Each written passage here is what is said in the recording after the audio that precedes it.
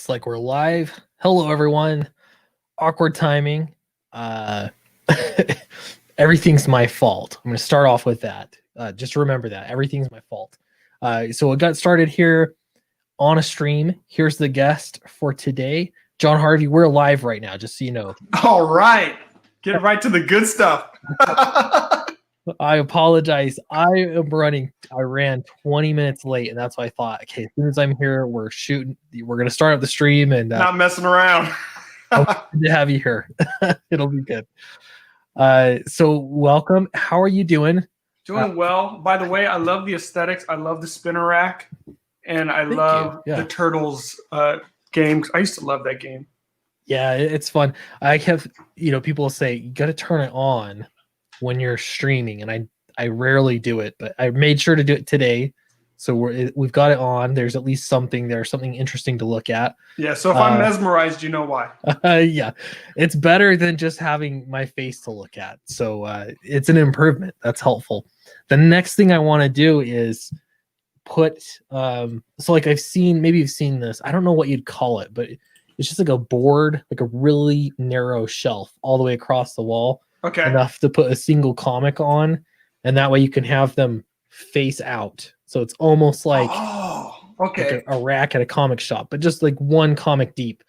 But you do, multiple rows, so I can have those going down. So I don't know. That's kind of cool. I think it'd be nice, at least for videos. Again, it makes things look nice. But yeah, I don't know. That's where we're at so far. It's better than it used to be. So. It's all a work in progress. I mean, look, I've got nothing but a blank wall behind me, so I have nothing to say. That's how I started. I have absolutely nothing to say. Yeah, it's all good. All good. So it's good to meet you, John. It's good to meet you too, man. I was thinking I'd stream with so many people. I was thinking I had streamed with you before, but now I don't think so. No, we were going to, and then we weren't able to coordinate. I was working on a different campaign at the time, Black Tiger, with Rod. Okay. And then what ended up happening was we ordered the books and we fulfilled, and we ran out of books. So we never got on the show because we ran out of books. That's a good problem to have, I guess, but it is a problem. It is. You know what? I mean, that was our first comic book campaign, and like I didn't want to end up with a whole bunch of books that we had to start using like furniture around the apartment. So, maybe in retrospect, I'm kind of wishing we'd ordered a little bit more, but it is what it is. It is what it is.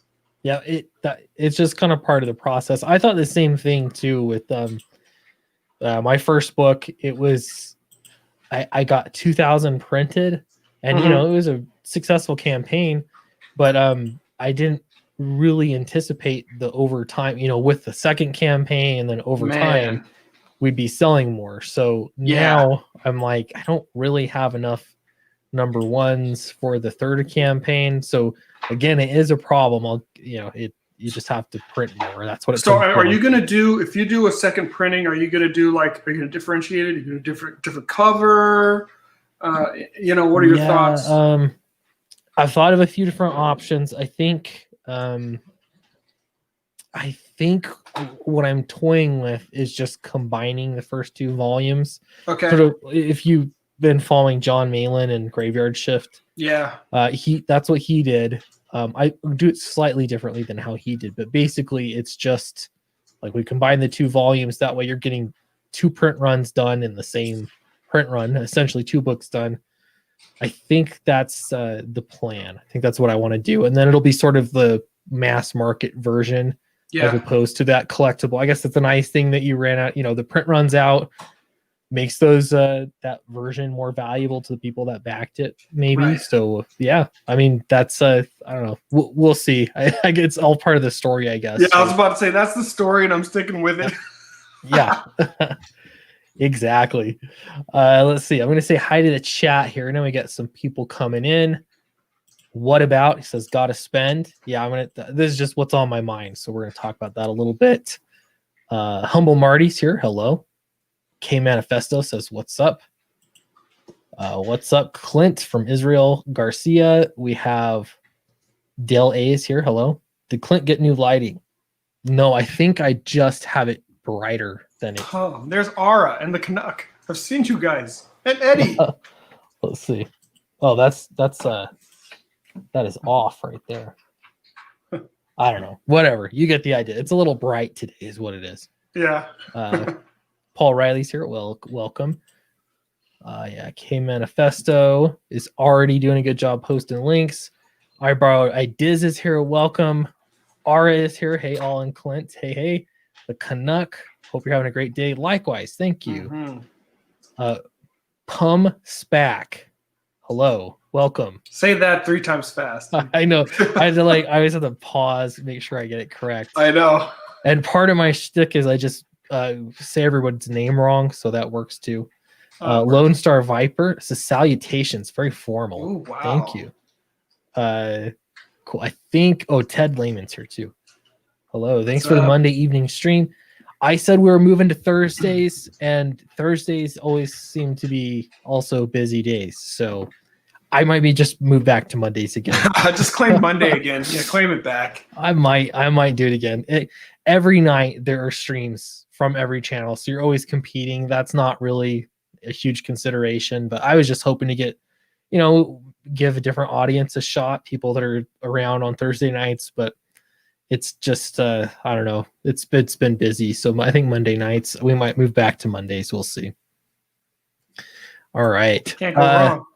So before we get into the stream, I want to get your campaign. Let's look at your campaign right now. I'm going to share my screen. Very cool. And we'll go in and check on it. This is it, though, right? Magna, the Last Pantheon. That's right. Very cool. Tell us, give us a little pitch. All right. So this is a story that is set in 1942. The protagonist, Cottie Skogsholm, she finds her home under attack by that werebeast. And you quickly learn that she's an extraordinary young woman with superpower, and she defends her family. And as a result of the attack, though, she learns some truths about her family. She learns that she's adopted. And this sends her on a quest of discovery, of self-discovery. So she goes back to the homeland of her adoptive parents in Finland. So this is in 1942. So World War II is afoot. Finland is right there on the border of Russia, and Russia and Finland are Russia's actually attacking some villages in Finland, and she finds herself in the midst of that conflict. And then, you're in Finland, you make a left turn, you're in Asgard. So she finds herself in Asgard amidst a conglomeration of the last of the mighty men of old. So it's a hodgepodge pantheon that consists of some Olympians, some from the Aesir, which is Asgardian myth, some from the Chinese mythology, and some from Egyptian mythology. And they are battling for survival. So she now finds herself hurled into the middle of this battle for survival. And moreover, as she learns more about herself, becomes the linchpin to both their survival and her own. So that's the high level without me giving away too much. That's good. This is a really nice looking book. This artwork is outstanding. Thank you, brother. I appreciate it. So the penciler, Marcio Abreu, he's a great guy, great dude. And he's done work before on Red Sonja and the Warlord of Mars. So I knew he had the aesthetic that I was looking for, because the book covers a lot of ground. You're thousands of years in the past, and you find yourself in 1942 in kind of a period piece, and you find yourself in the heavens, with all of these deities. So I just needed someone that could kind of cover a lot of ground with their art, but also portray the characters the way that I wanted them portrayed. I mean, it's odd to say it now, but it's like, you don't want stuff done the Marvel way now. I wanted stuff done the CG way. So yeah, I had to get somebody that could make that happen. Oh man, yeah, makes sense. It looks good. I always, you see the cover and you're like, that cover is popping. I'm assuming, or a pinup. All of these big pieces look so good. And then I think, where's the interior art? Because I've been disappointed, but the interior art looks great. So no, appreciate that. So I wanted to start off by showing the 3 different cover options, but definitely wanted to show the interior work, and also so people can see that the production is completed. So all 75 pages are completed. So, that's the pencils, the inks, the colors, and the letters. So the book will get into your hands. Fantastic. Yeah. I love this. This is my goal for my next campaign, is exactly this, to have the book finished ahead of time, and then it's just about promoting it and getting it printed. It's like you're not worried about the creative stuff, during that process, because each one of those items is like a job in and of itself. Yeah, it's so much work, and the more I get into it, the more it's like, even it's down to customer service. Oh, dude. I'm still getting questions from, campaign I fulfilled in the spring. And so it's just, I don't know. It's one of those things. It continues, but I mean, that's part of the fun. I enjoy it, but it's just a lot. It adds up. So during a campaign to have that done is great. Yeah. I think that's part of what's kind of setting this whole movement apart. I mean, historically, there's been such a divide between creators and readers, and that doesn't exist anymore, and I think that's going to be the great kind of those that can acclimate to that and be good with the fact that you're close with the readers.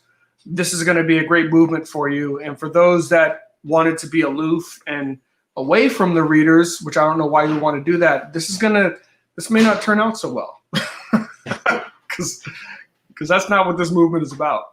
And I'm glad you brought that up, because I have one of the little story topics we're going to bring up is exactly that, and how creators act with readers.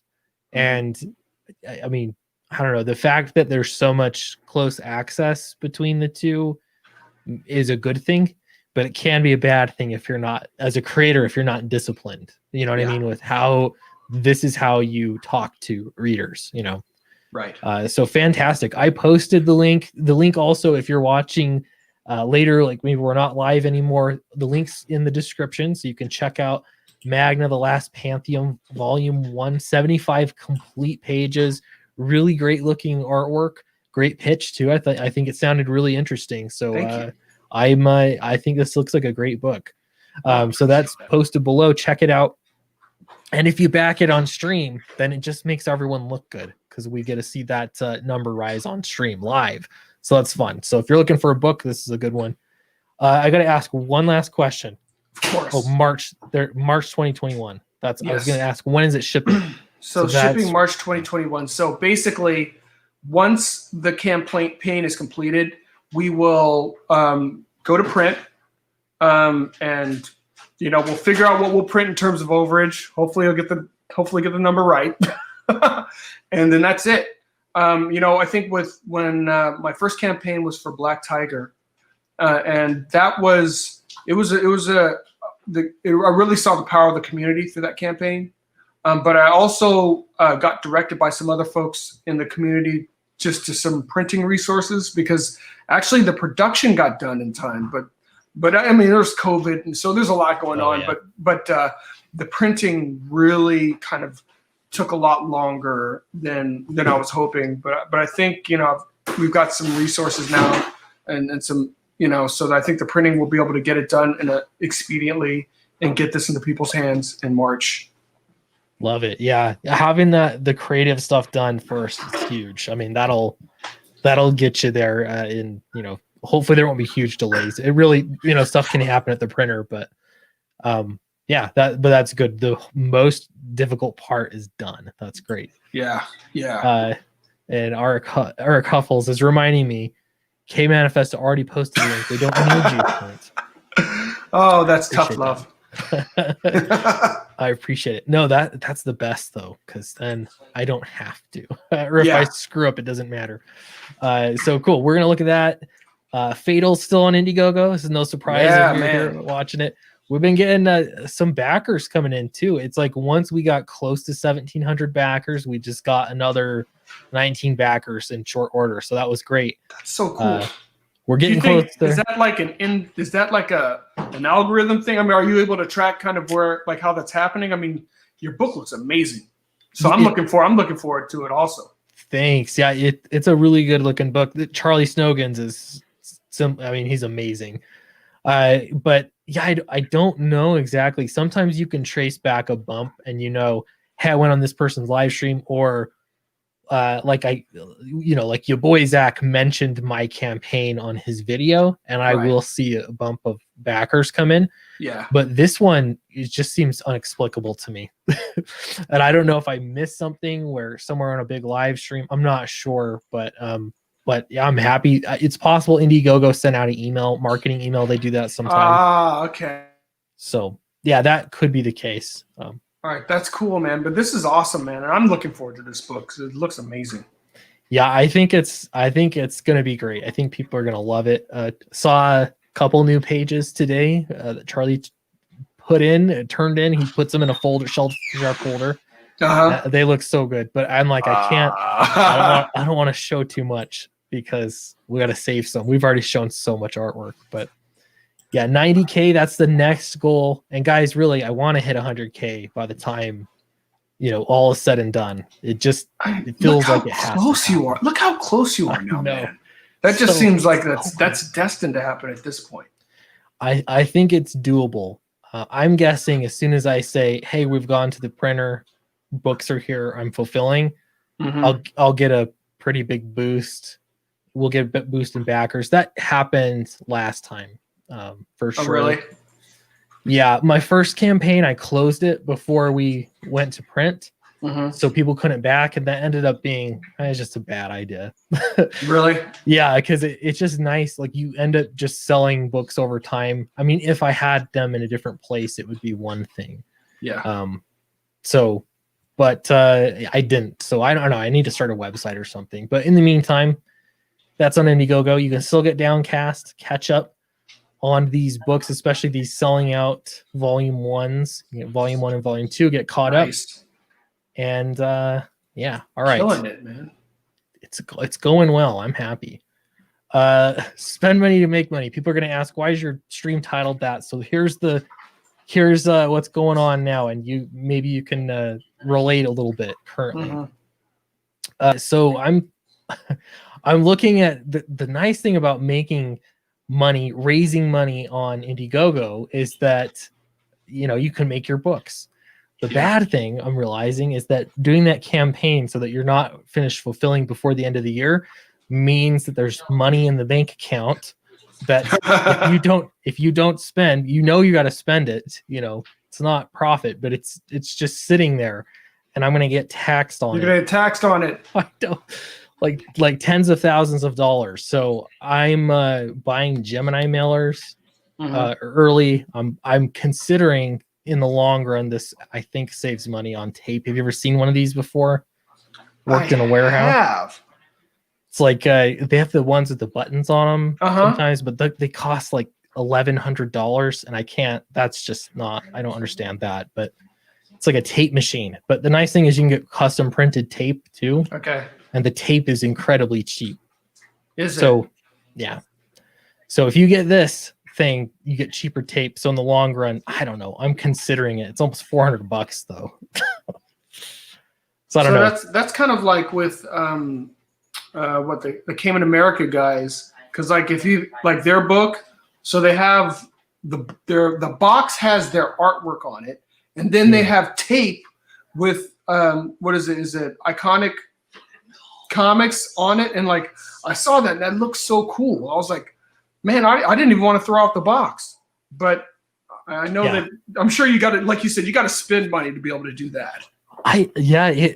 So the custom tape's not too. I mean, it depends on how much you buy. There's a bit like you got to kind of buy into it, but it's really, if I add it up, it costs less, I think, than what I've been using, just Scotch tape. This adds up, and you use so much of it, and it takes longer.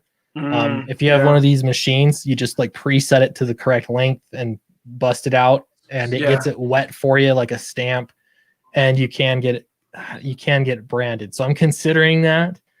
I want to see though. I'm trying to get all the numbers of what I think tape is going to cost. It is really expensive, and if it's just cheaper or the same to do this, I might as well do this. Then, and on top of that, you're going to have, when it's all said and done, a couple thousand backers. So I mean, you've got to do something to make that fulfillment process, as easy as possible for yourself. Yeah, it's going to be intense.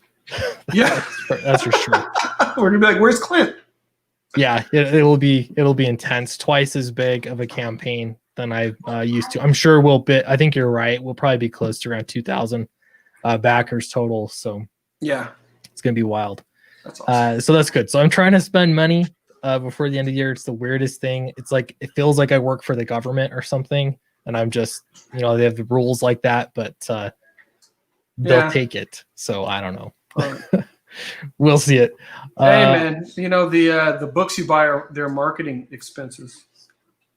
I mean, books. All of this is that's stuff, true. This is all business. This is all it's in your industry, man. This is all marketing expenses and research and things of that nature.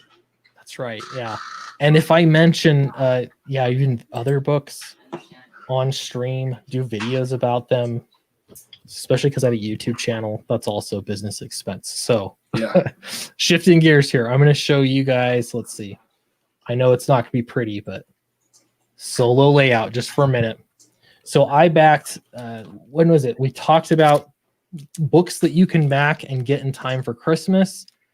A bunch of people posted them, including Mary Boys was posted. Ooh, okay. I thought, I've been meaning to get this book. I picked it up and it's here already. It was so fast from the UK. This shipped from the UK.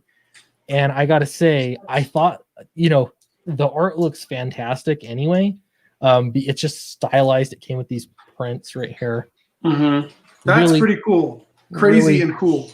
Yeah. It's very, let's see, that one's on the side. That's on the side. Yeah, there we go. There it is. Oh, wow. Looks great. And seeing it in person is something else too. It looks really, really nice. And these books are oversized. I want to say they're like the DC Black Label edition, but I think they're actually bigger. These are huge. Really? Wow. They are thick books. Really looks like a really good print job too. Anyway, so Mary Boys, shout out. I think if you ordered it now, you'd still get it before Christmas. If you had your experience like mine, coming from the UK, that's pretty impressive. That was a quick turnaround. So shout out. Turnaround. Mary Nice. Boys. I just got an email message that my Lost Pages is coming. So that's something that you guys could probably get your hands on before Christmas. That's right. Yeah, that's another one I think posted the Diaz brothers, right? Isn't that their book? That's right. That's right. Very cool. Yeah. All right. So much good stuff out there, man. Lots of good stuff. All right. So here's the next. This is the story. We talked about creators in contact with readers. So John, you're a writer, correct? Sir. Yes, sir. Do you do any art also? You're not well, my friend. Not well. I hear you, man. I hear you. It's kind of like my singing. It's relegated to the shower, and I think it's good, but it's really not. It's therapeutic for one person. Yes, exactly. And that person is not my wife. She's like, oh boy. Yeah, not quite there. Yeah. So this is the same thing. Here's a writer, Thorn Identity. This is Jeff Thorne.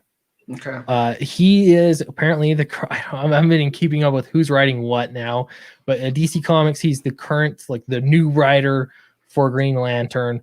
And I just kind of wanted to go over this exchange a little bit. Again, there's three sort of groups of people that are surrounding comics, especially in online environments. Mm-hmm.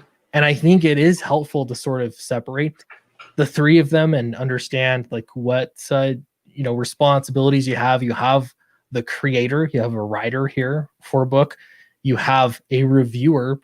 He has a YouTube channel. I'm sure he's a fan too. Right. But he's got an opinion. It's like the media, comics media. And then you also have fans. And the line, all three of these lines blur so much because we're creators. I don't know how you become a creator without also being a fan. Yeah. That's pretty standard.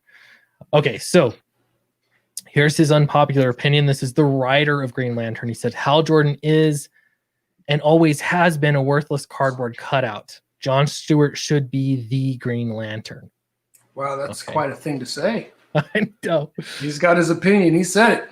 He said it, and he's writing it. So, and I think, in and of itself, okay, yeah, whatever. That's fine. Okay. So you know what to expect here. But Perch says, the new writer on Green Lantern discusses his love for the characters and franchise. Maybe a little sarcasm there. And maybe this answers the question of why I assumed John Stewart was going to be focused on in the new Green Lantern book in March. They were talking about new Green Lanterns. So I think, in my opinion, this generally speaking should be where you leave it off. And I've never been perfect at this. Yeah. But if you're the creator, especially over a book that's widely known and loved, you kind of just have to take one. It's like when you get your book reviewed, you don't reach out to the reviewer and tell them that they're a terrible person or tell them that they're wrong. Right. Exactly. Bad move. How should you handle reviews, John? What do you think? Well, at the end of the day, reviewers, that's their job, and they're, that's what they do. They review books. And sometimes you don't feel like the critique is fair, but it's not really about that at the end of the day. It's a combination of somebody's opinion and also a little bit of entertainment in there. So you just got to kind of leave it at what it is. I mean, does it wound your ego a little bit? Sure, it does. But once your content is out there in the ether, once it's out there in the public, you know what? That's everyone has the right to speak their thoughts or their opinions about it. And are you gonna try and police that? Are you gonna try and chase everybody down that says something that you don't agree with? No, we don't. You gotta let people. You gotta let people have, and you have to remember also, there is no content out there that's for everybody. Sometimes just your book, your story, your characters, whatever it is you're trying to portray, it just didn't resonate with the person, and that's fine. Find your audience. Don't worry about the folks that aren't your audience. Yeah, absolutely. Yeah, we'll put, and I think that what I just want to echo is you said it's an opinion. It's also a little bit of entertainment, and I think that's why there has been so much conflict surrounding YouTube. I think your boy Zach for one, but there's so many. Doug Ernst. I think of a lot of different these are guys with opinions, but they're also trying to make YouTube videos that are somewhat entertaining. Right. And so there might be a little bit of hyperbole. They're worrying about the creator's feelings is not really at the top of the list. No. And I've been on the receiving end.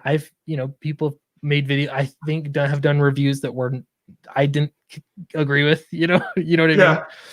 I think maybe some truth to some, but some I just didn't really agree with. But that's how it is. That's what happens when you put yourself out there. It's one of those good problems, like selling out of your first print run. It's a good problem, but it is a problem. Yeah.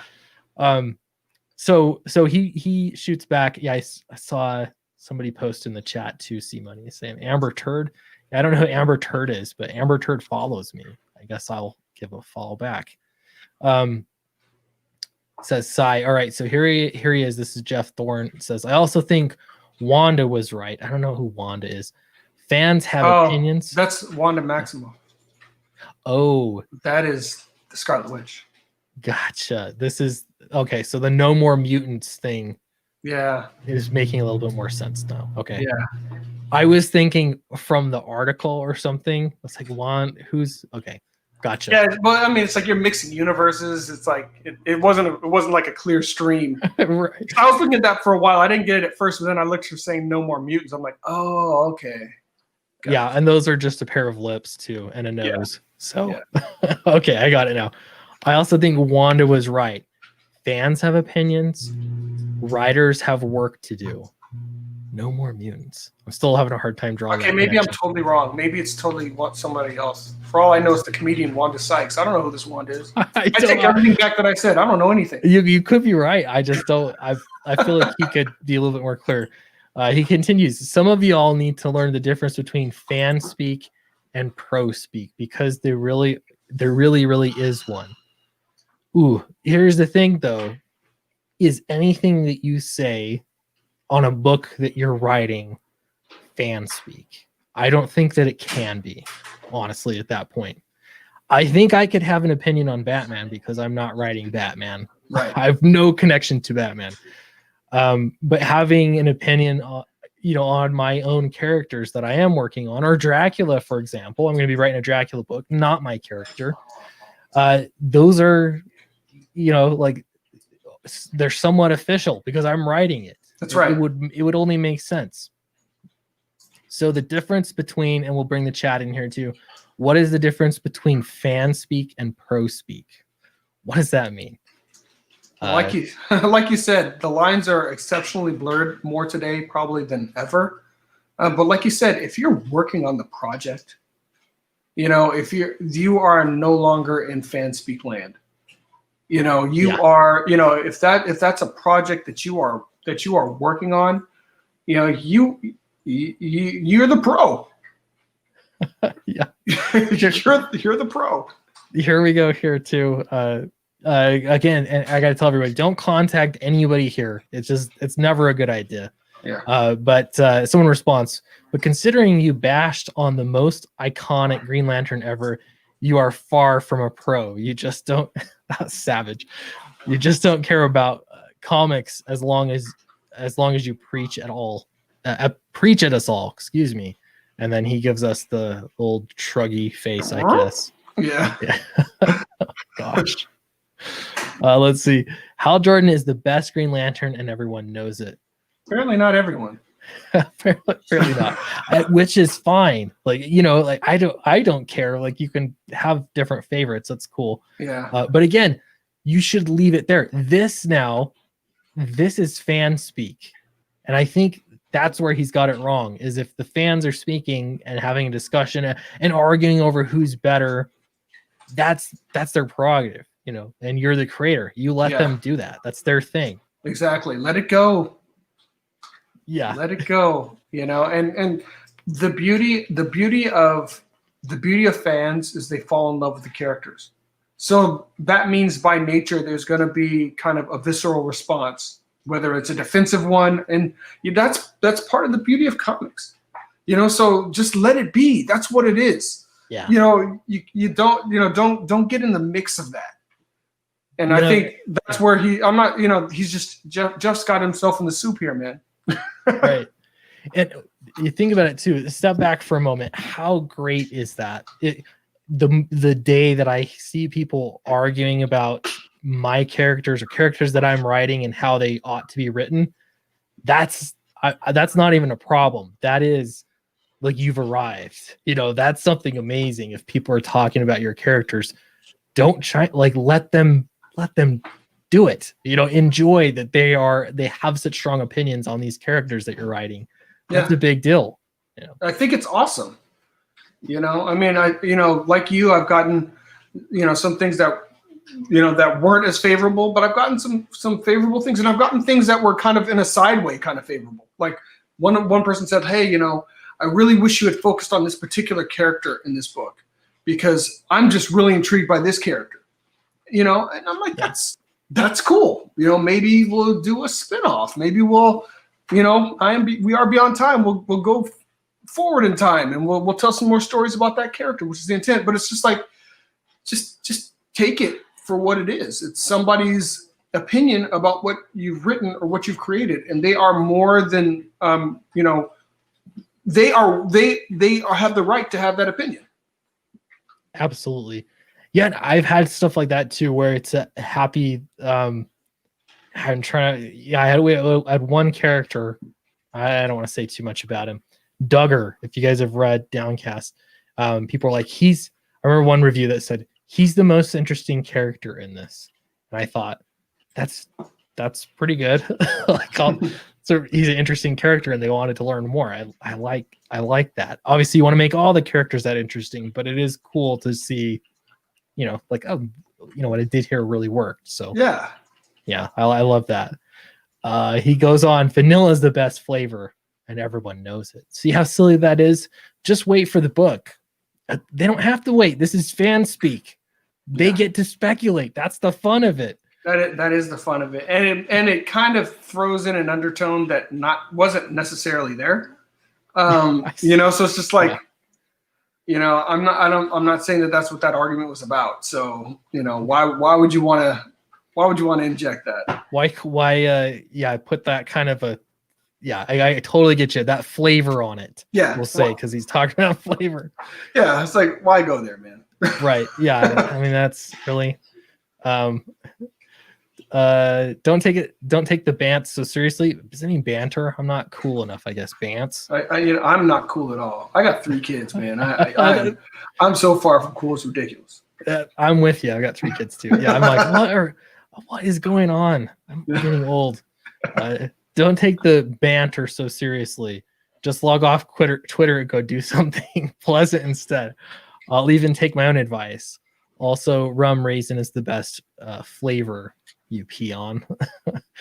All right. I'm not taking this seriously. Yeah, no, you are though. Yeah.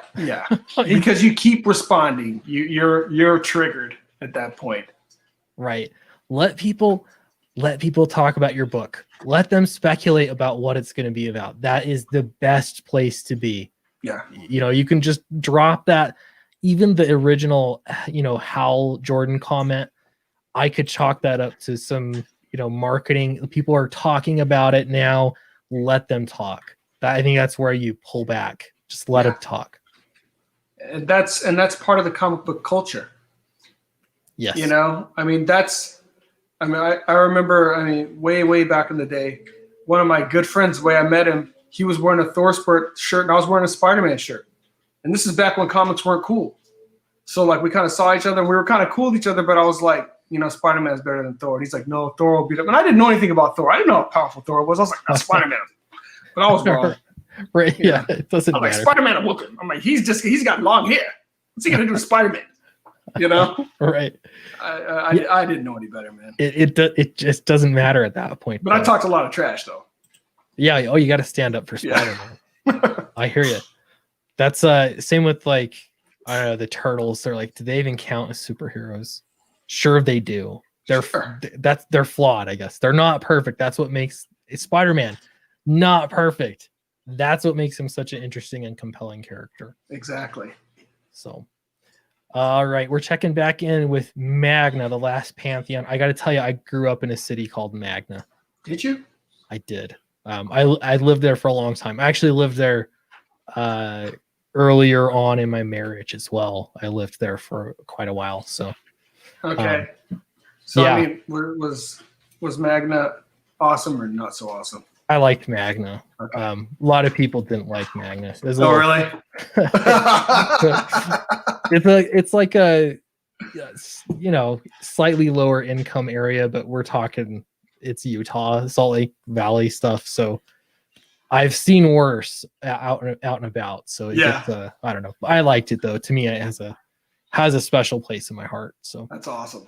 I like it. So yeah, you win some points with me for the name. There you go. There you go. I'll take whatever I can get, brother.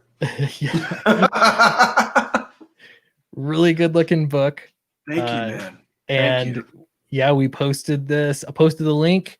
Everyone check this out. The artwork looks great throughout too. That we're not just looking at amazing covers, though they are amazing covers. The interior art also looks just as amazing. So that's impressive. Let's look at these tiers a little bit. It's a $25 book. This is for 75 page. No, do I have this right? That's correct. 20. Okay.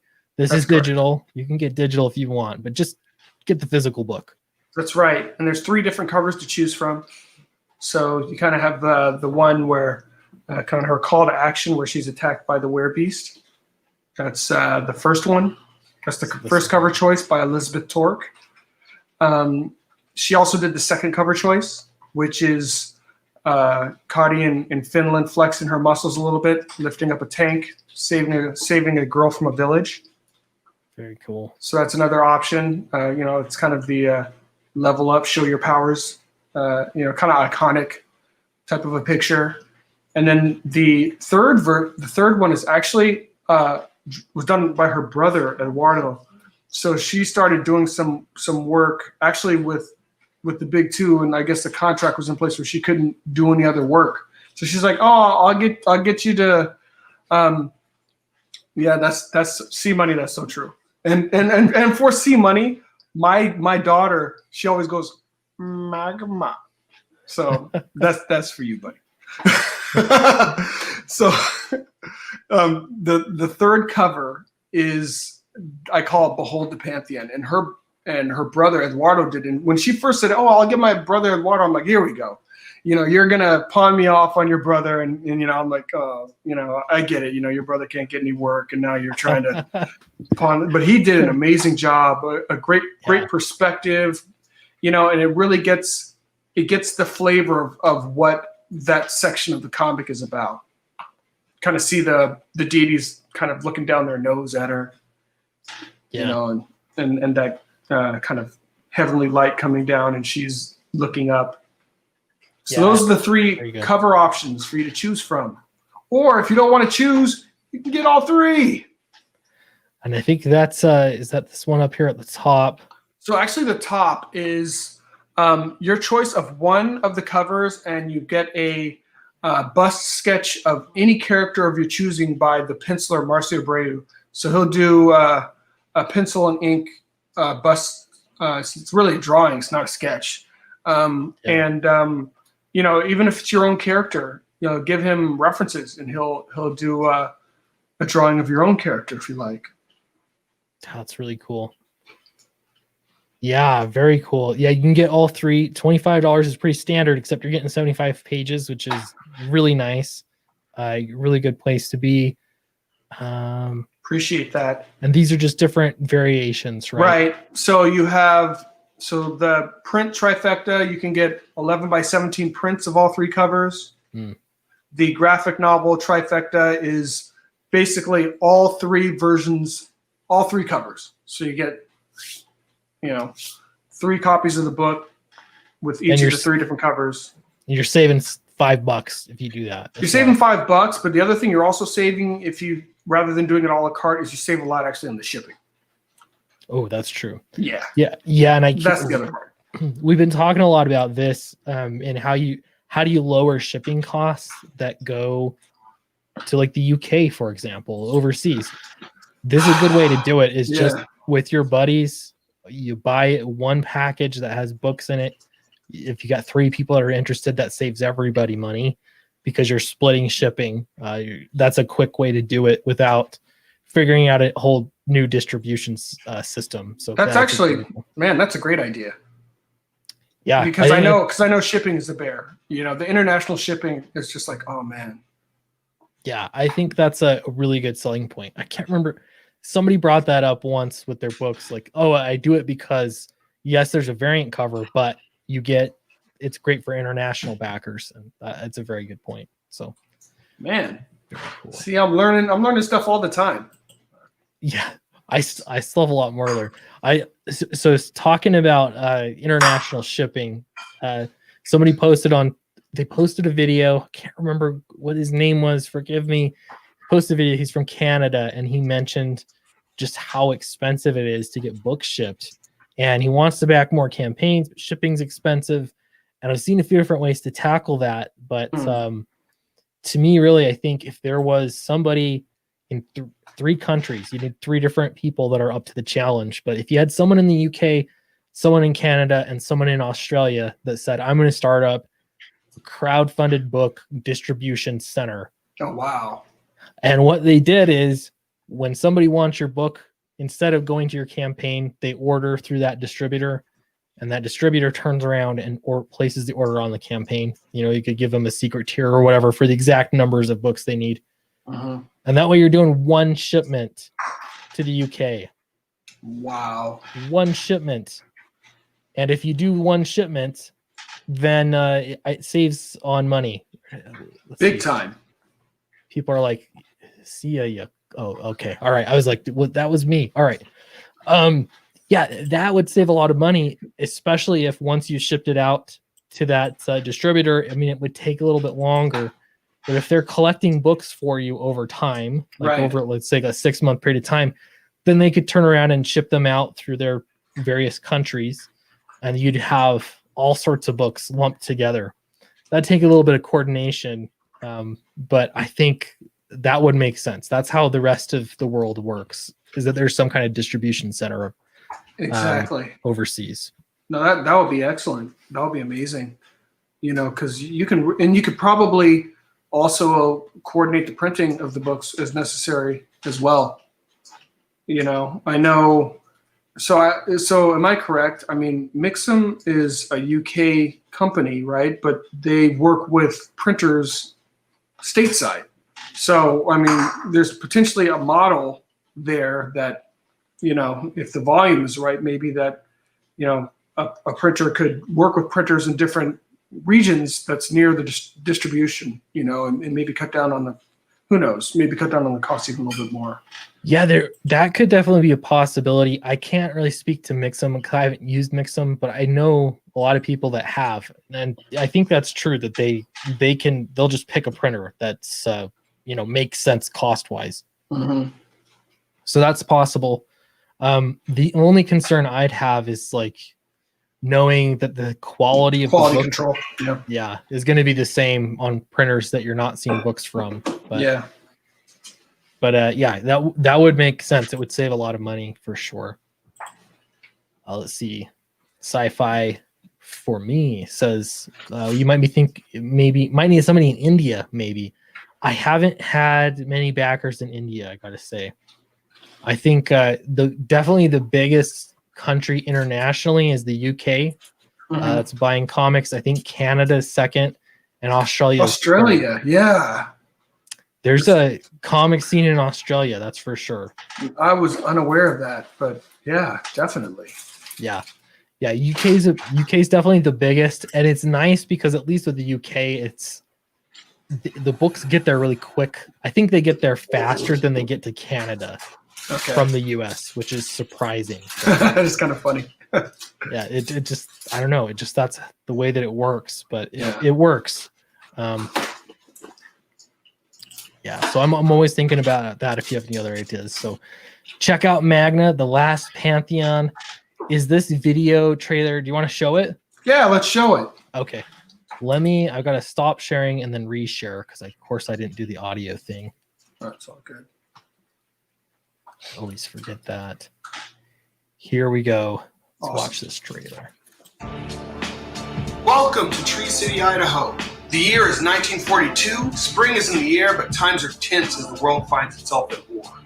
While high school senior Kari Skogsholm finds her provincial life unfulfilling, her parents are eager to keep their lives and, most importantly, their extraordinary daughter under the radar as long as they can.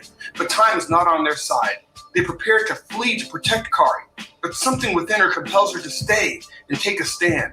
It's time to learn truths that have been kept from her, be it out of love or fear or something else. It's time to answer the calling upon her life, whatever that may be.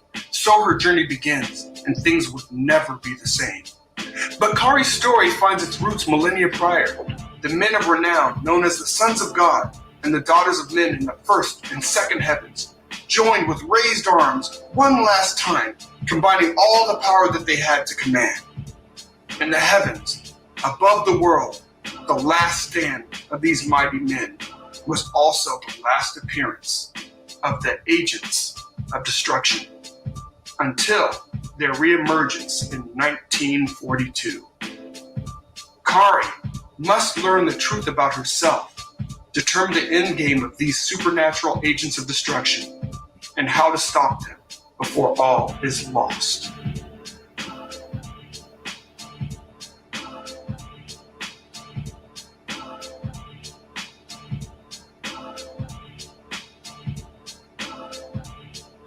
Very cool. Thank you, brother. Appreciate that. I like it. That's cool. The video trailers are such a nice use of video. It's such a smart idea. I got on that one late, but from now on, I'm always going to be doing some kind of video trailer that pitches the book and makes it just sound cool, look cool. I love that. It's helpful, and then people can just kind of play it. They're like, oh, okay, I see what this guy's doing. Yeah, gives them a little just flavor too, like the mood that they can expect, or what's coming on. I like that a lot. Yeah, very cool. No, I appreciate that, man. So I'm curious. Well, we've been going for 50 minutes already. That's actually gone pretty quick for me. But I want to ask you a little bit about your writing. Yes. So it says third campaign. Is this your third comic book? So the first campaign was actually a short film that a buddy of mine who I went to USC with, he was in film school, and I had already created kind of the Black Tiger comic, and he came on board to put together a short film. So we co-wrote it and he directed it. And it was a short film that starred Robin Shue from Mortal Kombat and Angela Fong, who was a WWE diva. And it was based on one of my comic book properties. So it was cool. It came out in 2014, and it won the Spirit of Comic-Con award. And it was really fun. It was really hectic. It was really crazy. It's an experience I would never take back. I think you just realize you need a certain kind of a critical mass to do things like film, especially if you plan on doing it with any kind of regularity. And I've always loved comics. Now, something I wanted to do was the short film, but I kind of, with that, I realized, what, it gave me just more of an appreciation of comics, because at the end of the day, what are your constraints? Your constraints are page rates or time and your imagination. So, when we were doing the short film, we had to continually modify the script to work within the little budget that we had. And what could we get, guerrilla filming, what could we get for free, and blah, blah, blah. In a comic, that's not the case. I'm all over the place in this book. We're in 1942, we're thousands of years in the past, we're up in the heavens. You go wherever you want to go and you tell the story the way you want to tell it, unadulterated. So it just gave me a greater love for comics. So after that, the second campaign was the Black Tiger graphic novel campaign. And I really appreciate the community getting behind that. I literally just launched the campaign, man. And, so that was all the hard way. Then, people were gracious getting me on shows. So we were able to get some traction and, get enough of the books moving so that we didn't have to turn the books into furniture in our apartment. We actually got them out the apartment. And then this campaign, at this point I was more entrenched in the community, I backed a ton of books, and just loving comics again. Cause I think there was a kind of a window there where I really kind of gotten out of comics because I just didn't like what the big two were doing. It wasn't, at that point I just started voting. I was like, I'm not going to complain anymore. I'm just going to vote with my dollars or not. Yeah. But now I'm back in comics, full time, but it's indie books now. So, all these great, like your book and so many great books. I see people in the chat, like Professor Murph and stuff. These are all people that I'm supporting because I love their books. Yeah. And such a great community. So I'm just enjoying the community, really. I'm looking, of course I would love to build the kind of, backers that you have at that level, but that's something you've done over time, and you've done that by delivering, and you've done that by making great books. So I don't take that for granted. I just want to make the books as best we can, deliver to the folks that back, and just continue to hopefully keep the machine moving. Yeah, that's the perfect attitude to have, because it builds over time. I think there's a lot of facets to why people are backing books and so forth, but a big one is trust, and getting your first book out, getting it out to people, shipping it, that builds trust. Your second one builds Like the bigger this number gets, this campaign number, it's such a massive help for sure. Oh my goodness. Yeah, so that's a great route to go. Good attitude, really good looking books too, which I gotta say that's an important thing too. It's a visual medium, you want to have all the elements. Yeah, you want to have books that look good. Having the page count up to it's really nice. I don't know. I'd love to say like, oh, I'm going to do a 48-page book. Like my first book, 48-page book. That's it. But my perspective was that like I want to do more because I'm not an established pro. So I feel like I've got to have other selling points in addition to it. I don't know that that's necessarily the right way to think about it, but it makes sense. I get where you're coming from doing a 75-page story. And then I think also creatively too, that's, you need 75 pages to tell a story, so that's, our books, we don't come out, with the periodicity that like a monthly book does. So it's like, you can get a 22 or 24 page book knowing you're going to get the next one next month. But, when you don't provide too much story and you're telling the person you're going to wait a year to get the next issue, that's tougher. It's like, I at least want to get people down the road in the story, and for anyone that's doing a shorter book, I probably backed it anyway, because I get it, just do what you can. That, I don't have a formula. I don't know what I'm doing. I'm just, I'm just really kind of riding kind of on the graces of a lot of people like yourself that have shows. And I don't take that for granted. You've got people that follow you because you do good stuff. And then I just get to hop on here and talk about my stuff. And then somebody backs the book, and that's a real blessing, man. The network aspect of this, of Comicsgate, is, I think, is the envy of all of comics. I would say indie comics, but I don't even think that. It's all of comics. I agree. There's so much like just helping each other out, getting the word out. There's so many outlets to go to get the word out on one stream or another stream or the next stream, or some great websites I see popping up too that are doing book reviews and spotlights on campaigns. All that stuff adds up. It's really, really helpful. It does. But it's community. That's what it comes down to. Because I mean, you realize that, when you're in the community for a while, you go into chats and you see people that you recognize. You see people that, like I said, people whose books you've backed. You go on shows like with people like yourself whose books I've backed. And you realize that it's just a network and it's really fun.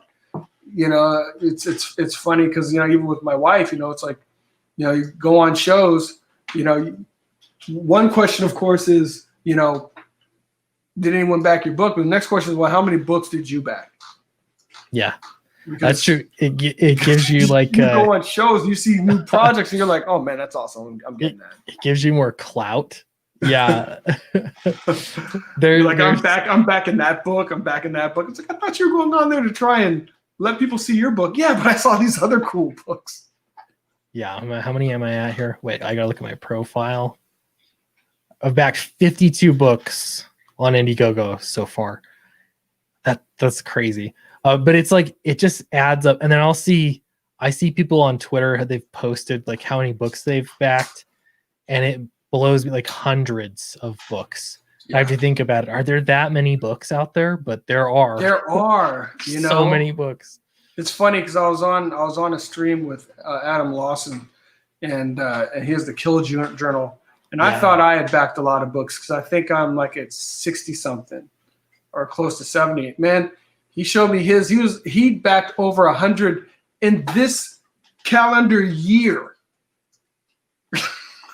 I was like, that's insane, dude. Yeah, I'm like, your wife is putting up with that.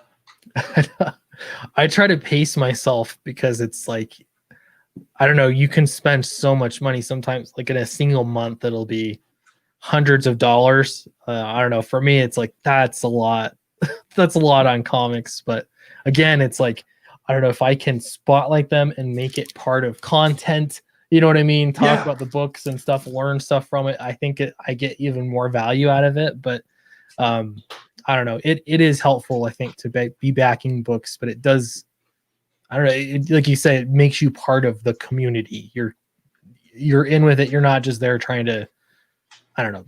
Not that anything's wrong with trying to make money. I'm not trying to say that, but yeah, you know what I mean. Like it's like you're in there. You love comics. You want. We love comics. That's just the bottom line. Exactly. It's not. It's no one's arm is being twisted, and the numbers aren't being thrown out there in that regard. That's not what I mean at all. But it's just you know what we love. There you go. The chief has spoken. He really has. The reality of the matter is, you know, we love comics, and we're voting with our dollars by getting independent comics. And that's awesome. Yep, absolutely. 142 contributions. That's Beast impressive. Mode. Beast. Yeah, can anyone beat that? I'm curious. Post it if you can. Jasper's here. He says divide it by 12. I used to buy that much when I was buying cons. I don't know. Did he comment earlier? Has anyone seen the Inch High Comic Guy review? Your boy's Pandemic. He roasted Zach. I haven't seen it. Inch High Comics. I got to check that out. I've heard good things about Pandemic, so I just backed Pandemic and The Ballad of No. I really want to read both of those. So I'm looking forward to that. But yeah, we'll see. Now I'm curious to watch the roast, but I got to read the book first because I want to have my own opinion. Exactly. There you go. Yeah, and Eric says there's a difference between making money, i.e. capitalism, and grifting. Don't be a grifter. Yeah, and I think it's one of those things people, I mean, you get it. If you're making a product and selling a product and getting it to people, you're good. It becomes a grift if you're ripping people off. Yeah. That's all I'll say. Like, I don't know, it's pretty straightforward. I don't know. The word grifter gets used way too much inappropriately. It seems like. Very cool. Yeah. Well, John, it's been great to talk to you. I'm excited about this book. It looks really good.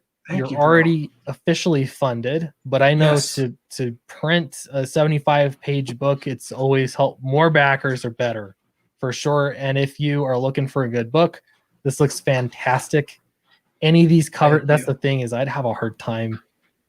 They all look great. I appreciate that, man. I'm really happy with the way the book has come out, and just like you, I guess what is that? A user and a pusher. Yeah. I love books, and I wanted to make books that I love as well. Yeah. So I think that's where the love comes in, and I'm seeing a lot of books made by a lot of people that love what they're doing. And that's what's getting me to, honestly, that's what's getting me to buy books again. Because really with the big two, when I got to the point when I said, I love these characters more than they love them. I said, I can't keep putting my dollars after that if I love their characters more than they love them. But, so many creators that are making stories that they love and putting their heart into it. That's what I'm in it for. I want the escapism. I want to get a great story, take me somewhere, do something fantastical. I'm on board. Absolutely. Well said. I appreciate you having on for the show. I think we're going to close it off, but if you're watching after the fact, we're not live. You can get all the links in the description below this video. I'm going to be keeping my eye on your career, John. I've seen your name around, but I'm glad to have streamed with you tonight, but you're one I got to keep an eye on because it looks like you're doing some good stuff.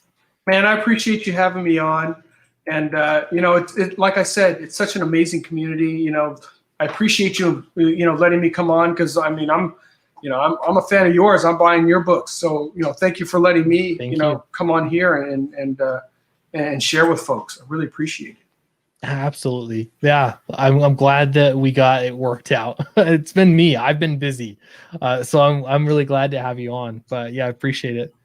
All right, everybody, don't forget to like, subscribe, and I'll see you tomorrow. I'm going to do a regular good old video tomorrow. So we'll see you next time. Bye, everyone.